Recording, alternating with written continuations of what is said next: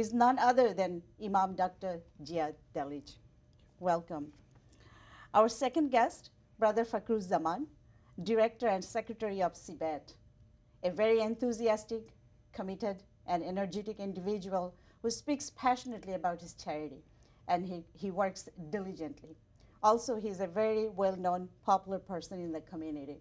Welcome to our show, gentlemen. Thank you very much. Thank you. Imam Jihad, please tell us how you tell your viewer, like our viewers, to make it most from Ramadan, like to get the goodness of Ramadan. Ramadan is an excellent opportunity to benefit on every level, be it personal, be it family, community, or societal. What is interesting, before really getting into Ramadan, is that we understand that getting engaged into Ramadan is a conscious decision that we all make. Once when we make that conscious decision, we certainly would be able to reap the most benefit out of it. However, there are no benefits if we do not prepare ourselves, if we don't plan or execute our plans. So planning is more important here. Planning is quite essential. Actually, if we don't plan, we plan to fail, even for Ramadan. Agree? Yes. So there are many activities that we have to do before getting into month of Ramadan. One of them is to get engaged or to put ourselves into the mode of Ramadan before we get into the month of Ramadan. What that means?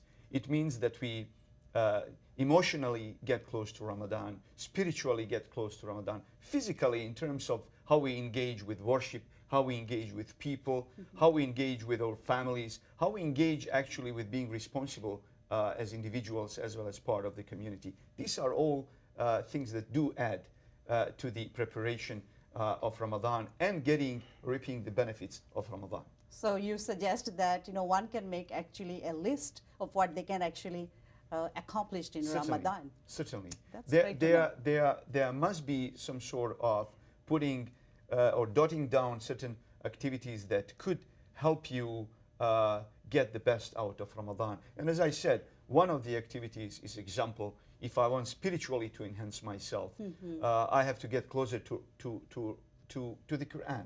And if I get closer to the Quran, I read the Quran, not just in Arabic, but I read the Quran, if I am not an Arab, in English too, so that I get the message and understand the message specifically during the month of Ramadan. That's great. Good to know. Thank you. If you can tell us briefly about zakat and sadaqah and the type of charity that you recommend the most. Islam is very much focused on generosity as a notion and part of our daily life. Islam has several types of charities. Zakat is a compulsory charity. If I have enough in my pocket for my family, then I have to give part of it, 2.5%, to those in need. Example, in this situation, Fort McMurray is an example where all Canadians can come forward and give. CBET and its educational fund for scholarship is in another area where Muslims can come and give their zakat. For indeed, giving zakat and helping people to stand up with their feet, we are actually not just helping them, we are helping their families. That's right. Giving a person fish every morning would not benefit him or her in the long run, but teaching him or her how to fish, that's exactly what is behind the CBET's intention of scholarship. Of course. Then we do have Zakatul Fitr. Zakatul Fitr is zakat or charity that we give after or last days of Ramadan to purify our fasting. And then there is a regular charity that Muslims can give at any point in time. And they can give out of this as much as they can, even to the level that it hurts their own budget. Only then, at that point of time, when we give so much, as Quran says, لَن تَنَالُوا الْبِرَّ حَتَّى تُنْفِقُوا مِمَّا تُحِبُّونَ. You will not attain righteousness until you give of that what you love. That's good to know. And also you mentioned about Sibet, like, giving to Fort McMurray, fund, it's going to be considered as zakah, I believe. Certainly, Yeah. certainly. So that's And actually, one of the things that Sibet can do as well, they can pick 3, 4, 5 students from Fort McMurray, and give them scholarship as well. Great, good to know. Thank you very much. I'll come back to you again with other questions. Right now, I'm going to ask Brother Fakruzaman, tell us about your role in Sibet and about the charity that you're promoting today. Thank you, Sister Afruza, for inviting me here today and for letting us promoting Sibet. And thank you so much for that. So, first of all, I'd like to let our respectable viewers know that Sibet is a CRA-approved charity organization to begin with. Regarding my role is very big. My hands are everywhere in Sibet, but my primary focus is outreach, community outreach, how we can reach out more organizations, how we can reach out different community organizations or communities or community members. So they got to know Sibet, what is Sibet, what Sibet is doing. So that's one. And second thing, what Sibet does, that's I should like to explain to you in brief. Sibet basically was established in 2012 with few Bangladeshi Canadians living in Ottawa. In 2014, we get the status of charity status. As of today, Sibet, the mission and vision of Sibet is to help the needy students to continue with their education. And so far, we have, since 2013 to 16, we have helped over 300 students and we spend about $80,000. Wow, that's very encouraging. Thank you. It's very short span. Sibet actually accomplished a Thank lot of things. My next question would be, like, the blessed month of Ramadan is coming, and how Sibet is planning to raise fund, like through zakat and sadaqah. Do you have any, chalk down any plan or anything such? Yes, excellent question. Thank you. So at Sibet, we believe at the formula one-third formula. So we don't expect our viewers or our donors that should donate everything only for Sibet. No. What we request to our viewers to donate one-third of their zakat amount for Sibet. If they like to contribute the full amount, that's fine, but many families want to give to their family members or to back home. But so that's why we believe in one-third formula. So there is another way we can do that, and that's change a life by giving in education, helping the needy to continue with their education. Your money will go for generations to come. Yeah, but how you actually outreach the people and actually convince them that their zakat or sadaqah is, they can actually give it to Sibet to help poor student in Bangladesh as well as right here at home. That's going to be a form of a zakat. Are you planning anything to build that community to connect people? Yes. We have a fundraising drive during Ramadan. So first thing, what we are doing, we are contacting again, as I said, like before, every single community organizations, local masjids. Also during the holy month of Ramadan, what we will do, we'll send request letters to each and every donors we have in our list to donate from their zakat amount. Okay. But I was thinking why people actually would give the zakat and sadaqah to Sibet, for education. But I guess Imam exactly mentioned about the situation in Fort McMurray. So it is a form of zakah. Yes. But do you think that we should convince people by doing some kind of promotion, online or on our newsletter? Zakat is, as you said, zakat is for the needy. And the students the Sibet is sponsoring, those are the needy students. They are really financially deprived and underprivileged, and they really do need zakat, sadaqah. And promoting that, yes, we are promoting online. We are sending in newsletters. we are putting on our newsletters to promote during Ramadan to donate via zakat and sadaqah or earnings. Okay. Thank I'll go to Imam Ziad actually for my next question. Actually, it's kind of a statement I will say, like you have been involved with, you've been with us, with Sibet, ever since the Sibet was established, in Ottawa, and you are helping us fundraising all the time. Tell us how we can actually convince people to give us sadaqah and zakat from their portion, part of their portion. It's pleasure and honor to be part of Sibet. Sibet seems small, but Sibet is big because its vision is huge, and I think that gives me right to ask brothers and sisters or viewers to contribute to this organization. Just to retract a little bit and say that we also need to thank Sister Nafisa and Rogers for giving us this opportunity. I think this is one of the best opportunities how we can reach viewers who would be able to assess who is Sibet and what Sibet does and how much Sibet does. For that reason, this is one of the venues through which we are able to market Sibet as an organization that supports those in need. Going through Muslim organizations definitely during the month of Ramadan and other venues. Social media is something what definitely needs to be tapped in and exploited much more than we do. And individual contacts is something what needs to be part of day-to-day basis interaction and presentation of Sibet. Yeah. When it comes to the base of encouraging people, I'm quite certain that during month of Ramadan, many Muslims feel much more comfortable.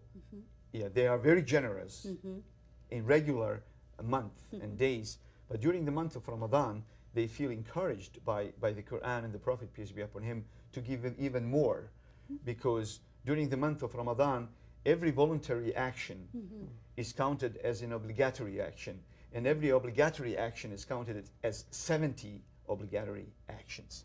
How nice is that? So indeed, when we look into bonus that we get when we give during the month of Ramadan, certainly, I would rather to get 70 good deeds at the end of the day than Why just not? one or two or 10. So month of Ramadan definitely becomes a source of potential for us, opportunities for us. And that is the reason why people are responding to the call of giving and generosity. Yeah, good thing you mentioned that the rewards are like 70 times more. Certainly. And of course, I think it's a sadaqah-e-zariyah, like giving to education. Certainly. Sir, okay, good. Please give us some tips how we can organize our day in Ramadan, especially in a big summer day, hot summer day. I think, as they say, what doesn't kill you makes you only stronger. During the month of Ramadan, we are indeed challenged with thirst, hunger, but I think month of Ramadan is such an opportunity to make us stronger in every possible way. It could happen only if we organize our activities around Ramadan, not Ramadan around our other activities. What that means, it means that during the month of Ramadan, we have to focus on some of the issues that are very much relevant to benefits that we can gain from the month of Ramadan. One of the things that we have to focus on, as Dr. Atif pointed out in one of the interviews, we have to build the awareness of God during the month of Ramadan more than in any other month. Once when we have that awareness of God, everything else comes easy. Falls into part. It falls. It gets into its place. Its place. That's what I meant. First of all, we are more in tune with our own reality and understanding of faith. We are more patient in dealing with anything what we deal with. There is no phrase "I cannot." It translates into "I can" in the month of Ramadan. Yes. month of Ramadan actually is an opportunity when we focus on building or gluing family structure together, being together. It's an opportunity of social benefits, not just that we benefit socially, but everybody around us benefits. Yeah. And one important thing that we need to focus, or where we need to prepare ourselves, since we all have certain shortcomings in terms of our behavior, month of Ramadan is an amazing opportunity for behavioral modification. And I think once when we get out of the month of Ramadan, we will find out that we are better human beings. Thank you very much. Thank you. Good to know. Actually, I'm pretty sure our viewers will be very much benefited by your speech here today. I would like to come back to you, Brother Fakhruzaman. Please give us some insight now, like how our viewers who are watching, actually, if they would like to donate their zakat and sadaqah, can you give the insight how they can do it online, or you have any other options? Thank you. Yes, donating for Sibat is very easy. So it's like step 1, 2, 3. You can go, viewers, you can go to our website at www.cbet.ca. You can donate, but there are two buttons there. One is for general donations. You click on the general donations button. Using your earning money, you can donate. Also, during the holy month of Ramadan, there is a zakat button on the website. You can click on the zakat button. That's And good to know. using your zakat money, you can also donate.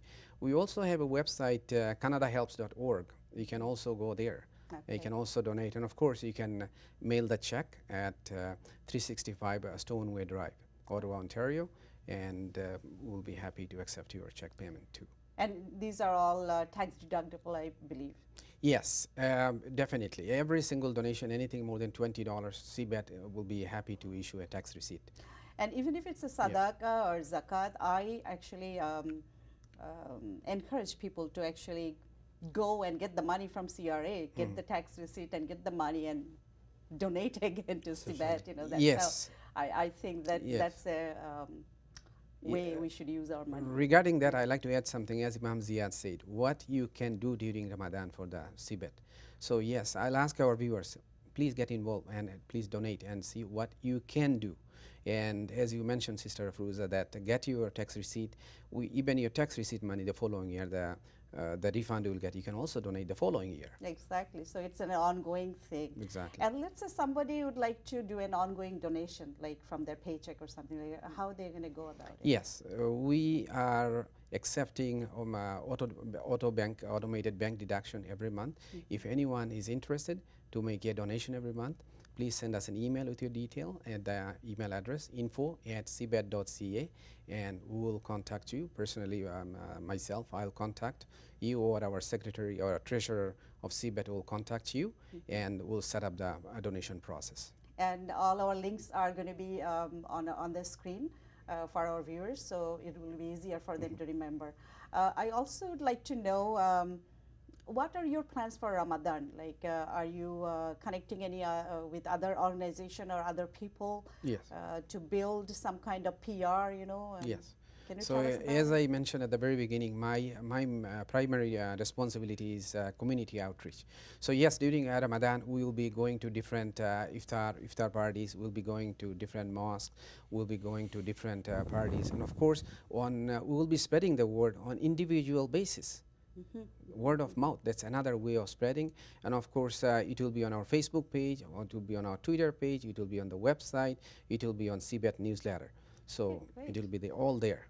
So what is CBET's target in terms of raising fund for this year for scholarships? Viewers, with your support, we can achieve the target. Our target is this year to get $75,000, which will allow us to sponsor 300 students in Bangladesh and 30 students in Ottawa. So we will encourage everyone to go online and donate. Great. We are almost at the end of our program, and I actually thank you personally, gentlemen, for coming in and sharing your insight with us. Especially for Imam, I know how busy he is, you know, for coming in and giving your time to us. And Brother Fakhruzaman, you have a great plans, as I can understand hearing from you. I wish you all the best for the fundraising drive. Thank you. Thank you for coming in. Thank you very much.